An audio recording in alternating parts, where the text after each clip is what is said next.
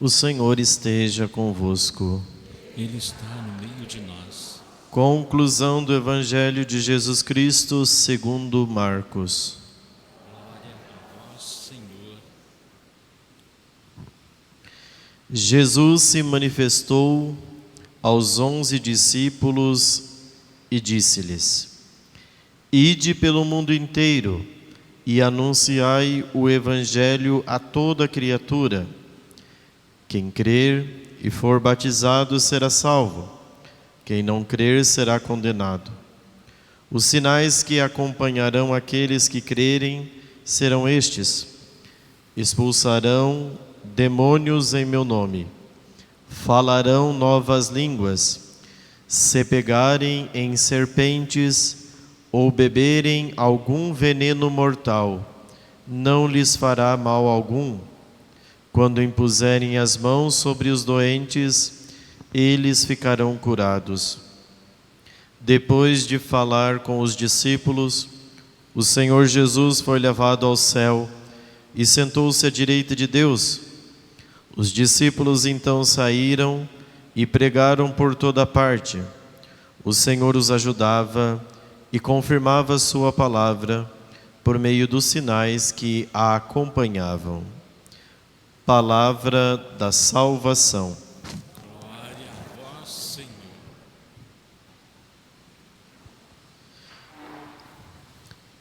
Ave Maria, cheia de graça, o Senhor é convosco. Bendita sois vós entre as mulheres, e bendito é o fruto do vosso ventre, Jesus. Santa Maria, Mãe de Deus, rogai por nós, pecadores, agora e na hora de nossa morte. Amém. Nossa Senhora, Rainha dos Anjos.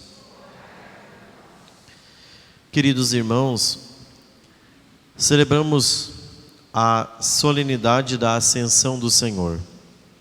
Na verdade, esta solenidade, ela é celebrada na quinta-feira. Aqui no Brasil, por não ser um feriado e pelo motivo dos fiéis não conseguirem guardar como preceito, como dia do Senhor, a igreja transfere essa solenidade para o próximo domingo, no caso hoje. Mas essa solenidade é da quinta-feira. Por quê? Porque depois do domingo de Páscoa, contando 40 dias, nós caímos na quinta-feira passada. Então são 40 dias que Jesus permaneceu depois da sua ressurreição com os apóstolos. E nós vimos isso na primeira leitura. Durante 40 dias, Jesus apareceu aos apóstolos, de modo que Jesus ia fazendo o quê? Reavivando a esperança da ressurreição, para que aquela chama da ressurreição não se apagasse no coração dos discípulos. Terminada a sua ascensão, terminada a sua caminhada, Jesus então sobe aos céus. Isso é a ascensão. A ascensão é subir. É importante fazer uma distinção. Com Jesus, nós celebramos a ascensão. No dia 15 de agosto, com a Virgem Maria, nós celebramos a sua assunção. São coisas diferentes.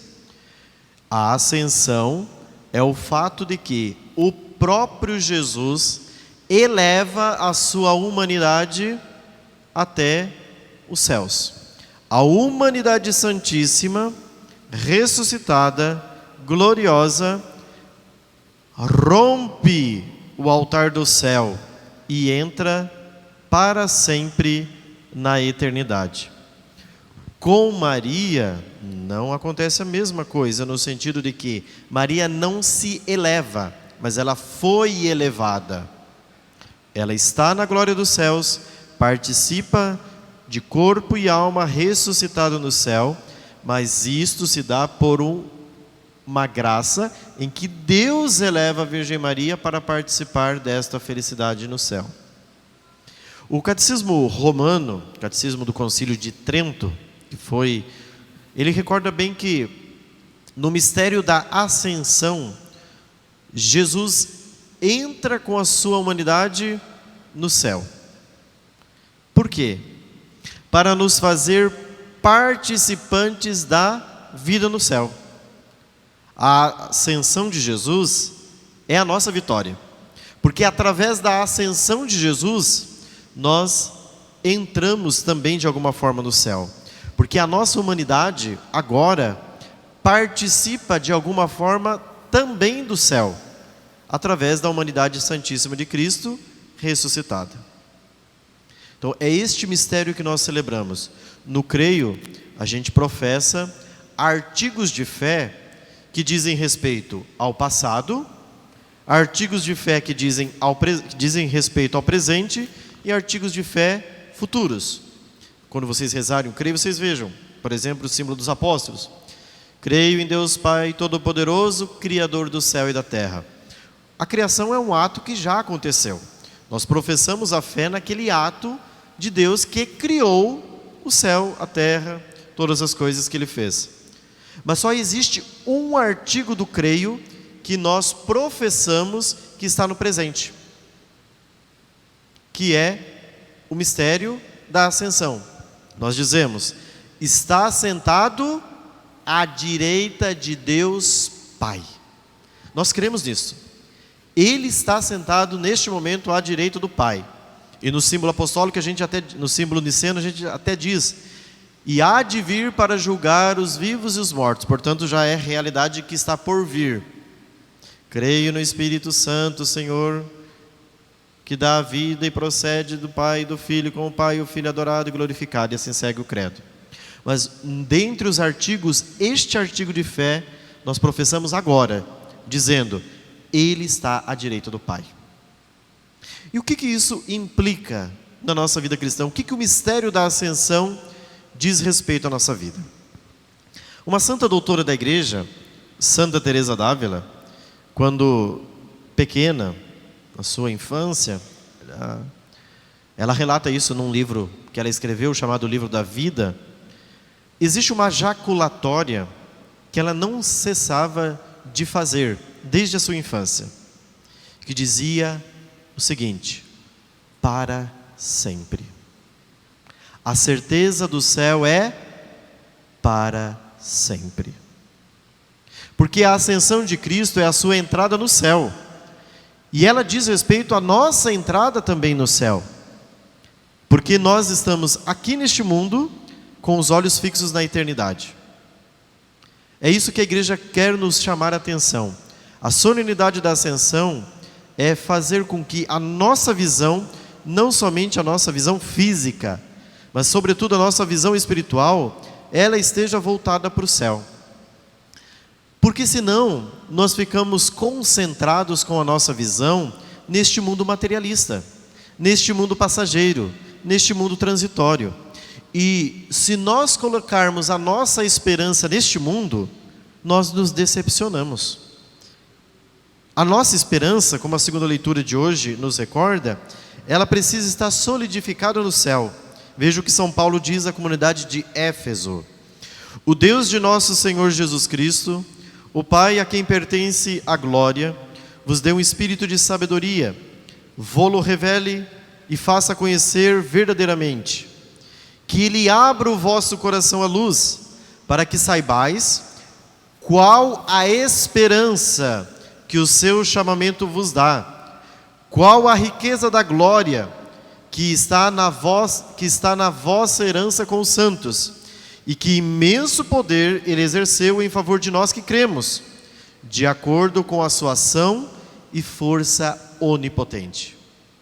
O nosso olhar, a nossa visão, precisa estar no céu, porque aqui estamos como transeuntes, isto é, como passageiros.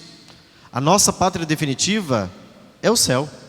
Nós não podemos nos esquecer disso, porque se nós esquecermos disso, eu já afirmei isso, a nossa esperança se frustra, nós nos desesperamos.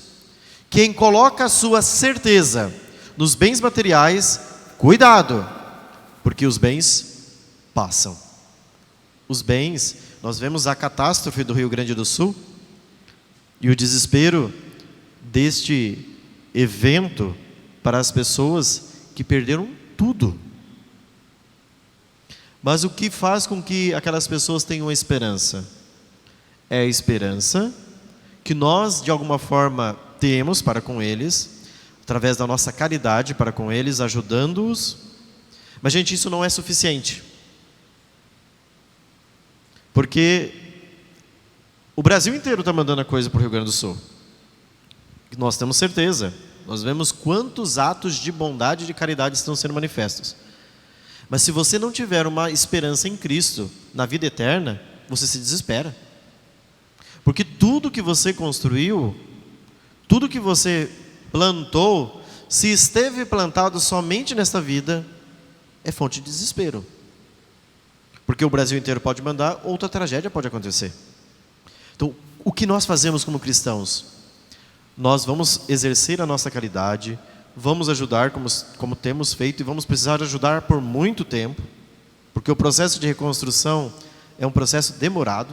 Não é só mandar agora e ficar com o desencargo de consciência que a gente fez caridade. Não, isso vai ser um processo de reconstrução que vai levar tempo. Mas, além disto, nós precisamos alimentar esses nossos irmãos através da esperança que se dá através da oração.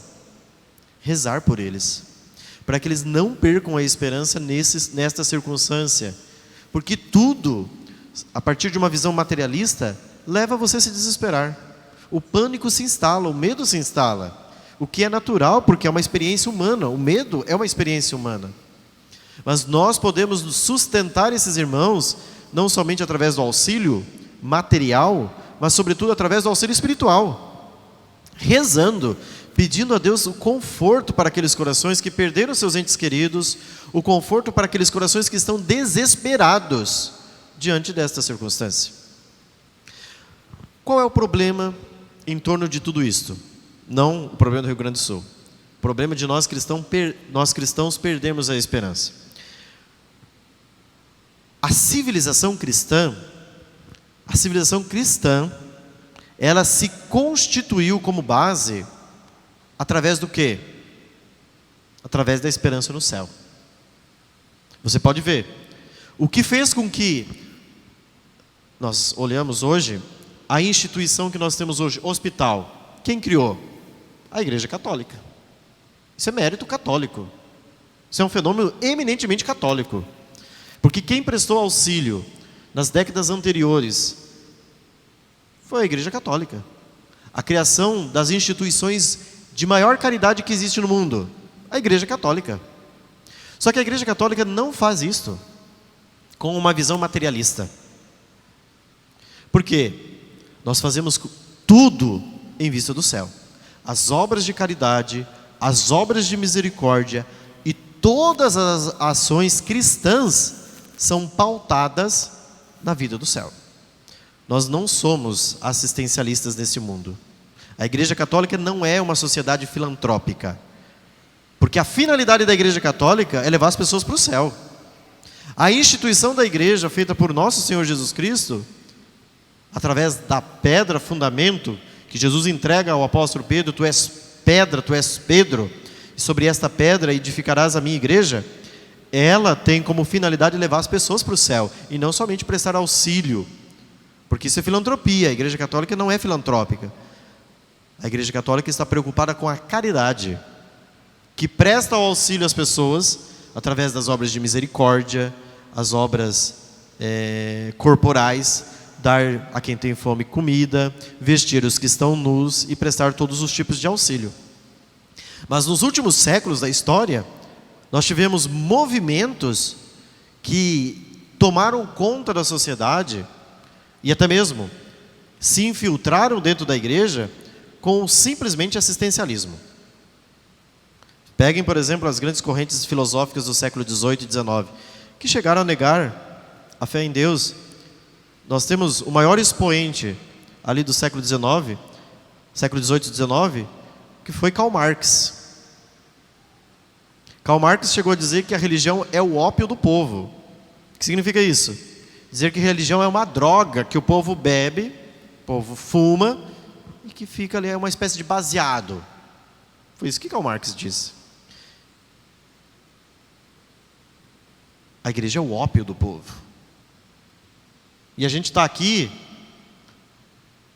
somente para amenizar nossas consciências e seguir a vida. Porque a verdadeira sociedade é uma sociedade igualitária, uma sociedade justa, onde não existem desfavorecidos, onde não existem desiguais, e que esse discurso vai tomando conta de todos os ambientes, até às vezes dentro da igreja, e que tomou conta através de algumas teologias que se infiltraram ao longo dos últimos séculos na história da igreja, sobretudo com Moltmann, um teólogo que falava que a esperança precisa estar nesta vida material e não no céu. Olha que burrice, que insensatez isso daqui. A esperança cristã está solidificada na vida eterna, é no céu e não nessa vida. Mas tal pensamento foi tomando conta da civilização, que hoje já não é mais cristã, que hoje já é mais pagã do que cristã, e as pessoas pensam que verdadeiramente, se nós queremos um mundo melhor, nós temos que construir justiça. Mas a verdadeira justiça, ela provém da justiça divina, no céu. A prova disso é que o maior de todos os injustiçados foi nosso Senhor Jesus Cristo. E Deus não fez justiça com as suas próprias mãos, diante da injustiça que cometeram aqueles que condenaram e crucificaram nosso Senhor. Porque a nossa certeza, a nossa esperança não está nessa vida. A nossa esperança está no céu. Como cristãos católicos que somos, nós precisamos reavivar a nossa esperança no céu e não nessa vida. Porque essa vida não tem nenhuma segurança. A única segurança que nós temos nessa vida é Deus. Porque Ele é o nosso sustentáculo. Mas desta vida, quando eu falo desta vida, eu estou falando da vida material. Ela não é capaz de nos sustentar. Nossa esperança está em Cristo. Ele é a nossa certeza, Ele é a nossa vitória. Por isso, com o Salmo nós cantamos: por entre aclamações Deus se elevou, o Senhor subiu ao toque da trombeta. O nosso Deus é mais do que vitorioso, mas o nosso Deus vence através da fraqueza. São Paulo chega a dizer que é na fraqueza que a força se manifesta. Quando eu me sinto fraco, é então que eu sou forte. Se os nossos irmãos que passam por dificuldades nesse momento lembrarem que a certeza está no céu, certamente eles vão vencer todas essas dificuldades. Porque auxílio material, graças a Deus, está sendo prestado de todos os lados. Mas que eles não percam a esperança cristã no céu. Na história do povo de Israel, eu lembrava, enquanto aconteceu tudo isso com o Rio Grande do Sul, que o povo de Israel teve num momento drástico da história do povo de Israel, que eles foram deportados para o exílio da Babilônia. Eles foram tirados da terra, levados para uma outra terra, foram exilados, passaram por provações terríveis e depois eles voltaram do exílio da Babilônia. Quando eles chegaram do exílio da Babilônia, não tinha mais nada. O templo tinha sido devastado, as casas tinham sido tomadas, não tinha mais nada. Mas o povo não perdeu uma única coisa: a esperança. Porque o tempo do exílio foi um tempo de purificação do coração daquele povo, para que eles reavivassem a fé no Deus único. O tempo de provação é um tempo para renovarmos a nossa esperança em Deus. Olhando para esta catástrofe, nós precisamos nos perguntar: a nossa nação brasileira, o que Deus quer tirar de tudo isso?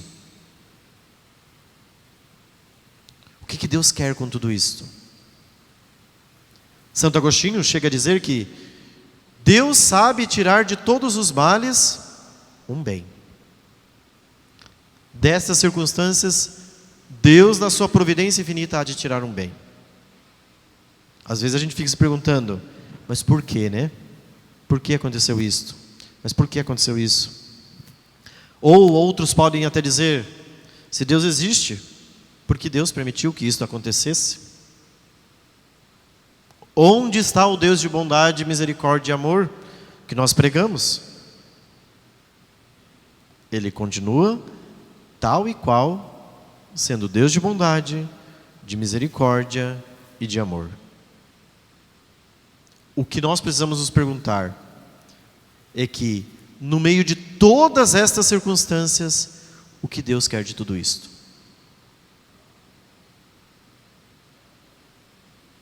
Que nós saibamos olhar para os sinais dos tempos. E nós temos vivido tempos difíceis, de uma maneira geral na humanidade.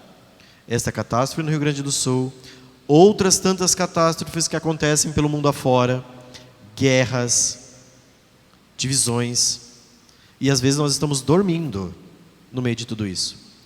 Os sinais são uma oportunidade para a gente examinar a consciência, examinar a vida e ver para onde nós estamos indo. Às vezes nós estamos aqui no aconchego e tranquilos, porque não é conosco, né? Conosco não está em guerra, conosco não está aquela situação de calamidade. Mas não é possível que ao nosso redor tudo esteja acontecendo e a gente ainda não preste atenção nos sinais. Que a gente esteja frio. Não é possível. Alguma coisa isso precisa provocar dentro de nós. A esperança cristã está na glória do céu. Que nossa Mãe Maria Santíssima, que entrou também no santuário do céu através da sua assunção, interceda por todos nós, assim seja.